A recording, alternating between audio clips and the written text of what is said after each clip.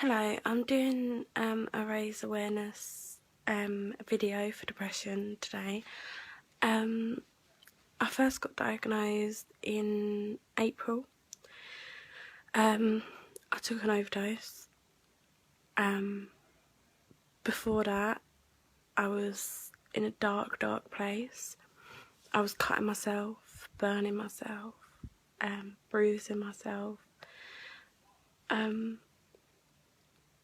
At one point, I threw myself down the stairs because I thought that it would be better if I wasn't here.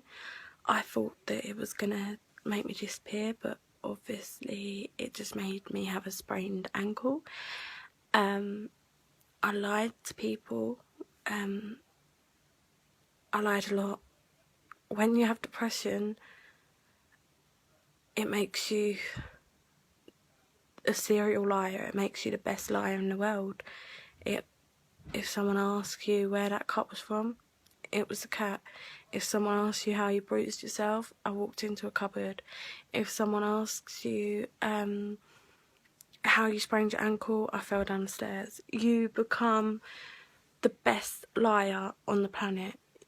You do everything to cover up how it really happened.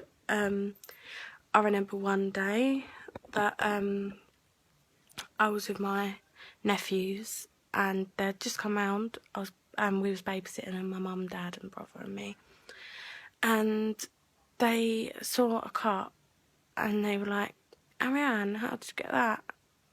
And I was just like, "Oh, I fell over." And they was like, "Oh, don't worry, we'll make it better." And they was stroking my cut. And at that point I realised that I wasn't being a brilliant auntie. I wasn't being the person I wanted to be. I wasn't there for them. I was being selfish, but at the same time I didn't care. And that's the thing, it makes you so selfish. It makes you someone that you're really not. It makes you not care about anything as long as you get the feeling you want, which is pain, which is the feeling of the blood coming down your legs. As long as you get all that, you don't really care. And I was a really shit auntie. I was a shit cousin. I was a shit family member. I was the most shit person ever, and I will be the first to admit that. If any of my family members are watching this, I am so sorry for what I have done in the past, I don't know, year, because I have been a shit person and I completely admit that. I got diagnosed in April. I went to Springfield. I was in hospital for 3 weeks. That made me better. That was something that helped me a lot. It made me see the cancer light. It made me see the light at the end of the tunnel, really. It made me get the pills I need, sleeping pills and happy pills, as Kerry calls them. It made me better, and it made me realise a lot of things, that there's more to life than... It helped me pull me out of a dark place that I was in, a dark tunnel that I was in, and it just made me better, I guess. I came out of hospital and I haven't cut myself for 5 months now.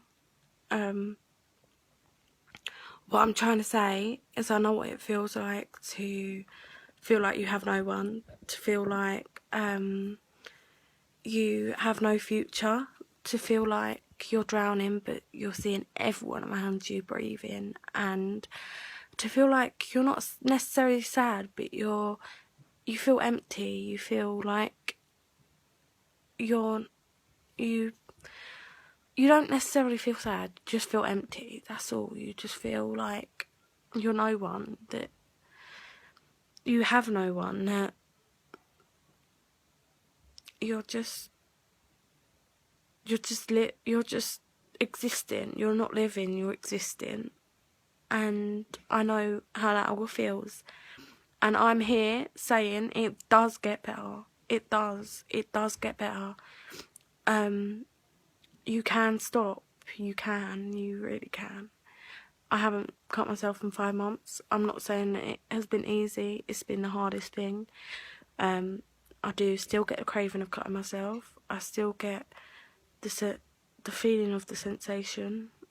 When I started not cutting myself, I was using red nail polish where I would have cut myself, and it was dripping down my leg, and it made me feel like I was cutting myself. There's another one that I've heard of that my counsellor told me about, where you put the ice between your hands and a bit of juice, like red juice, and you hold it there, the ice, and it's supposed to make you feel like you've got the sensation of cutting yourself, but I haven't had to use that yet. There are many other things that you can do. You just have to look it up. What I'm trying to say to the people that haven't got depression and is watching this film, perhaps you don't know what it feels like to have clinical depression. Perhaps you'll never understand it. Perhaps you'll never understand it unless you suffered from it. But what I'm trying to say is you have to realise that depression is more severe. It's far more severe than just thinking you've got the blues or you're sad. It's a serious illness. It's so severe that it's took millions of lives worldwide. And if you know someone with depression, all you have to do is support them, be a friend to them, be there, call them once in a while, text them even, make sure they're okay.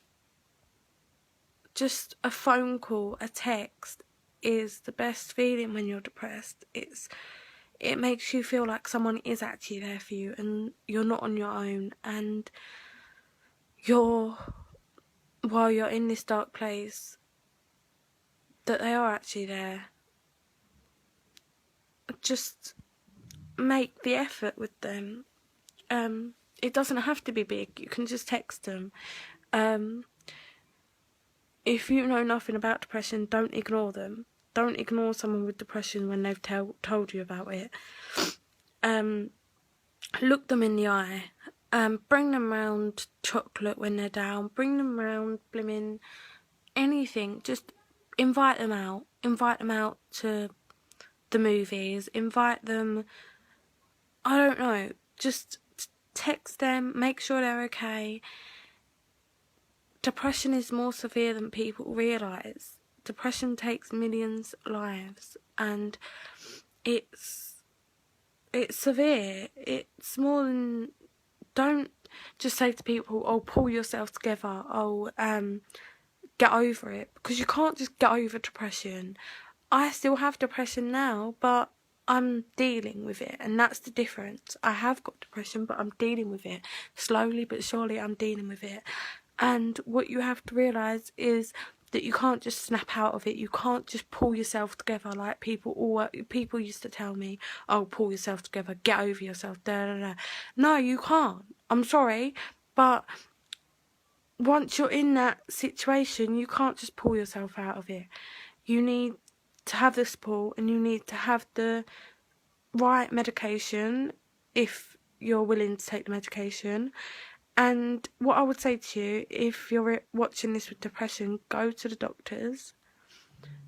See if they'll let you go to a counsellor. Maybe that's the reason, because you need a counsellor. Go talk to people about it. Talk to your friends. Talk to your mum and dad. Talk to your teacher, if you have a teacher that you trust. They won't look at you. They will look at you. They might not look at you differently, but they'll help you. If you have a nice teacher, go to them. if you have someone you trust, if you have an auntie you trust, if you have a sister you trust, if you have a brother you trust. In my case, it was a brother.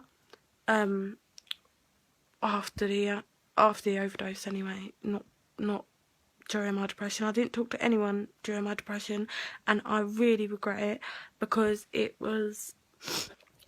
once it came out, it was the best thing. I didn't need to go to hospital, really. All I needed was someone there for me, and there was no one there for me. But that was because I didn't let them in, and I didn't tell them. So if you tell someone you trust, they will be there for you, trust me. They'll help you through it. And yeah, what I'm trying to say is, don't be so fucking judgmental. This society is so fucking judgmental, and it makes so many young children, young teenagers bloody try and commit suicide, because there's so many fucking mean people in the world, and that needs to be stopped. You need to stop being a fucking judgmental little bitch, and you need to leave that little geek alone, or geek. That I'm saying that with that, yeah, with speech marks, geek. You need to leave that person alone. You need to leave people that are different from you alone. You need to stop being a flipping bitch, and you need to get on with your own life and leave other people's life alone. You need to stop the bullying. You need to stop being so bloody mean. Why are there so many mean people in this bloody world? Like, just leave people alone. Stop being such a bitch. Like, seriously. Stop. Like, I'll come after you. Seriously. Just, if you ever want to talk to me, you can talk to me whenever. I'll try and help as much as I can. And what I'm trying to say is, there are people out there that are willing to help. You just need to reach out to them. I know that's the hardest step, to reach out, but you need to reach out. And I'm always here for you if you need me. I hope this video helps someone out. And yeah, stop being so judgmental, people, and stop being so mean. Just leave people alone. Leave them to their own lives. And thank you for watching this. I'm going to go.